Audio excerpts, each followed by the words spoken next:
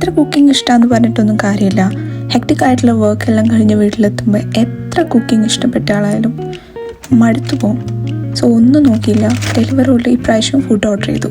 മാഞ്ചസ്റ്ററിലെ മലയാളികളുടെ ഇടയിൽ അത്ര ഫേമസ് ആയിട്ടുള്ള കേരള കറി ഹൗസ് എന്നാണ് ഇപ്രാവശ്യം വാങ്ങിച്ചത്. ഡയറ്റിൻ്റെ എല്ലാം ഭാഗമായിട്ട് ഞാൻ ചോറൊന്നും അധികം കഴിക്കാറില്ലായിരുന്നു. ബട്ട് ക്രേവിങ് അതിന് സമ്മതിച്ചില്ല. ഒന്നും നോക്കിയില്ല, പൊതിച്ചോറ് തന്നെ ഓർഡർ ചെയ്തു. അടിപൊളിയായിരുന്നു.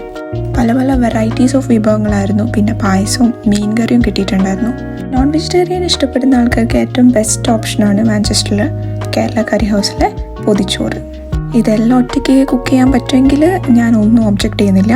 പക്ഷേ വർക്കെല്ലാം കഴിഞ്ഞ് ക്ഷീണിച്ച് എന്നെ പോലെ വരുന്ന ആൾക്കാരാണെങ്കിൽ ബെറ്റർ ഓപ്ഷനാണ്. ഒന്നും നോക്കണ്ട, കേരള കറി ഹൗസിലെ അടിപൊളി പൊതിച്ചോറ് നിങ്ങൾ കഴിച്ചോളൂ. കണ്ടില്ലേ, ഇത് മൊത്തം ഞാൻ കഴിച്ചെന്ന് പറഞ്ഞിട്ടുണ്ടെങ്കിൽ നിങ്ങൾ വിശ്വസിക്കുമോ? എന്നാൽ ഇതെല്ലാം ഞാൻ ഒറ്റയിരുപ്പിന് തന്നെ കഴിച്ചു.